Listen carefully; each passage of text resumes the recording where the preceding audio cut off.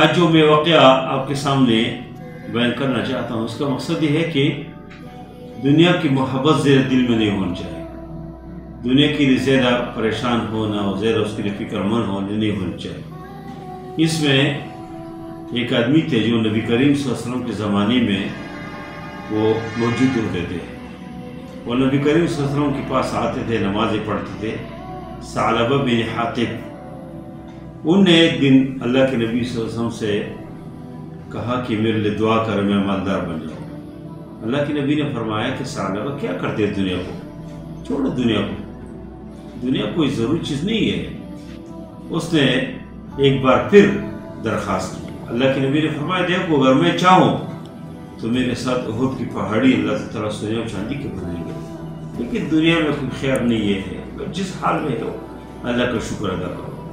لیکن جب تیسری بار درخواست کی تو اللہ کے نبی نے اس کے لیے دعائی کی اور وہ مالدار بن گیا۔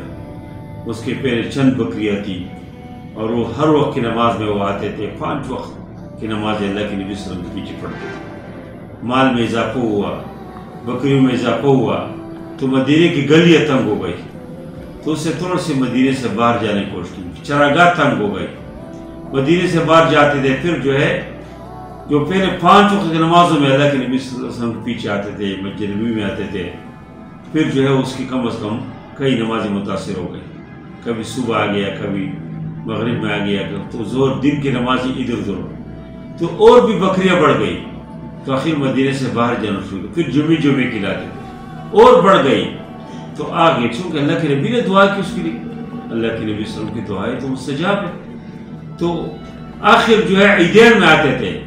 پھر اللہ تعالیٰ نے حکم نازل کیا کہ خذ من اموالہم صدقۃ تطہرہم وتزکیہم بہا، کہ ان سے مال لو اور ان کے ذریعے سے اس کو پاک کریں، زکوٰۃ کا حکم آ گیا۔ تو اللہ کے نبی صلی اللہ علیہ وسلم نے 2 عاملوں کو مختلف لوگوں کے پاس بیچ دیا، خطوط دے کے، تو دیگر لوگوں کے پاس جب وہ عامل پہنچے تو انہوں نے بہترین مال چناؤ کر کے کہا لے لو، بلکہ عامل سے کہا کہ تم خود پسند کرو۔ لیکن جب ثعلبہ کے پاس آ گیا وہ عامل، تو ثعلبہ نے کہا تو ٹیکس ہے، یہ کیسے زکوٰۃ ہے، یہ تو کوئی ٹیکس وصول کر رہے آپ لوگ، اور کہا چلو میں خود اللہ کے نبی کے پاس جاؤں گا، میں خود بات کر لیتا ہوں۔ ادھر جب وہ عامل واپس آ گئے جنہوں نے مال دیے، تو نبی کریم صلی اللہ علیہ وسلم نے اس کے لیے بہترین دعائی کی۔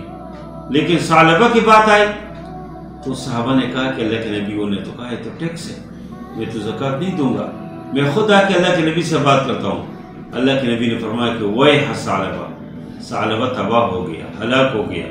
یہ بات جب ان کے رشتہ داروں نے سن لیا، ان کے متعلقین نے سن لیا، ان نے جا کے ثعلبہ سے کہا کہ اللہ کے بندے، اللہ کے نبی نے اپنی بد دعائی کی، اللہ کے نبی نے فرمایا کہ ثعلبہ تباہ ہو گیا۔ وہ بھاگ کے آ گیا اور کہا اللہ کے نبی یہ زکوٰۃ لائے ہو، پسند کرو، لے لو۔ اللہ کے نبی نے فرمایا نہیں، میں وصول نہیں کروں گا۔ اور پھر اس کے بعد اللہ کے نبی صلی اللہ علیہ وسلم وفات پائے، پھر ابوبکر صدیق خلیفہ بنے، اس کے پاس آ گیا کہ میرے مال قبول کرو۔ حضرت ابوبکر صدیق نے فرمایا کہ مجھ سے بہتر آدمی نے قبول نہیں کیا، الذی هو خیر منی، جو مجھ سے بہتر ہے اس نے قبول نہیں کیا، میں بھی نہیں لوں گا۔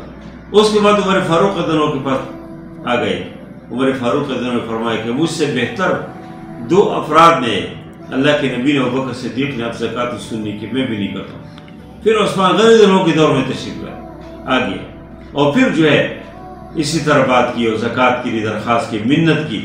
حضرت عثمان غنی رضی اللہ عنہ نے فرمایا کہ دیکھو مجھ سے بہتر لوگوں نے آپ سے زکوٰۃ سنی کہ میں بھی قبول نہیں کرتا ہوں، اور پھر وہ ہلاک ہو گیا اور اس طرح دنیا سے رخصت ہو گئی۔ اس سے پہلے وہ کہتے تھے کہ اگر اللہ نے مجھے مال دیا ہے تو میں اللہ کے راستے میں خرچ کر دوں، لئن آتانا من فضلہ لنصدقن، قرآن فرماتے ہیں ومنہم من عاہد اللہ۔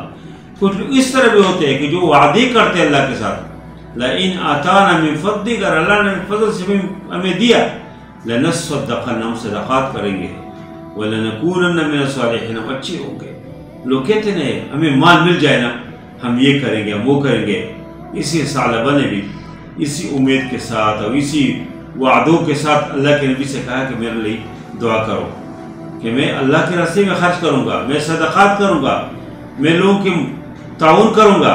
لیکن جب مال آ گیا تو دل سخت ہو گیا، اور یہ وعدہ خلافی یہ بھی ایک منافق کی علامت ہے۔ اذا وعدہ خلافہ وإذا اؤتمن خان، جب وعدہ کرتے تو مخالفت کرتے، تو یہ وعدہ خلافی بھی، اور پھر مال اس طرح چیزیں کہ انسان کو اللہ سے دور کرتے۔ وہ آدمی پہلے 5 وقت کی نماز میں آتے تھے، اللہ کے نبی صلی اللہ علیہ وسلم پیچھے نماز پڑھتے تھے، اور آہستہ آہستہ نمازیں کم ہو گئی، جو مسجد اس کے سے آنا کم کیا، اور پھر آخر جو ہے اس حال میں دنیا سے رخصت ہو گیا۔ اس لیے ہمیں تو پہلے مال کے تمنا نہیں کرنی چاہیے۔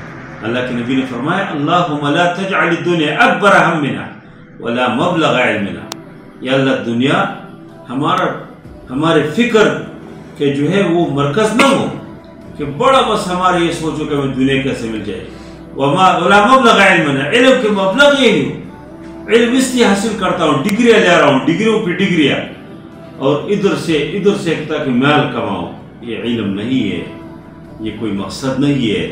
مقصد اللہ تعالیٰ کے دین کے لیے کام کرے انسان۔ اللہ کوئی بھوک سے نہیں مرتے، اس انسان کو اللہ نے پیدا کیا، اللہ تعالیٰ نے رزق کا وعدہ کیا، وما من دابۃ فی الارض الا علی اللہ رزقها، ہر چیز کو اللہ رزق دیتے ہیں۔ اس لیے ہماری زندگی، ہمارے پاس جو کچھ ہے وہ اللہ تعالیٰ کی امانت ہے۔ ہماری یہ صحت، یہ زندگی، یہ علم، یہ صلاحیتیں، یہ اللہ تعالیٰ کی امانت ہے، دین کے لیے استعمال کریں گے۔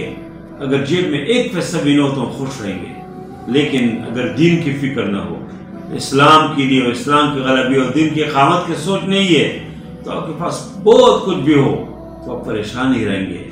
اس لیے ثعلبہ کا یہ جو واقعہ ہے یہ ہمارے لیے نمونہ ہے کہ ہم دنیا کے لیے دعائیں، دنیا کے لیے فکر مند نہ ہو۔ حضرت سالم بن عبداللہ رحمہ اللہ مشہور تابعی ہے مدینے کے، اس کے پاس ایک بادشاہ اس کو حج کے موقع پہ ملے بیت اللہ میں، ان سے کہا کہ مجھ سے سل حاجت مانگو۔ انہوں نے کہا نہیں، سالم بن عبداللہ نے کہا کہ اللہ کے گھر میں اللہ کے علاوہ کسی اور سے نہیں مانگوں گا۔ پھر ایک بار بیت اللہ سے باہر ملاقات ہوئی، پھر اس سے کہا کہ سل حاجہ، ابھی تو بیت اللہ سے باہر ہے، کچھ چیز مانگو۔ اس نے کہا کیا مانگو؟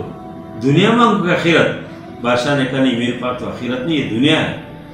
تو سالم بن عبداللہ نے بہت عجیب بات کی، اس نے کہا کہ اللہ کی قسم ما سألت الدنیا من یملکها فکیف اسألها من لا یملکها، کہا کہ اللہ کی قسم دنیا نے، میں نے اس ذات سے بھی کبھی میں نے دنیا نہیں مانگی جو اس دنیا کے حقیقی مالک ہے۔ اللہ سے میں نے کبھی دعا نہیں کی کہ اللہ مجھے دنیا دے، تو آپ سے کیسے مانگو؟ اور ایسے چلا گیا۔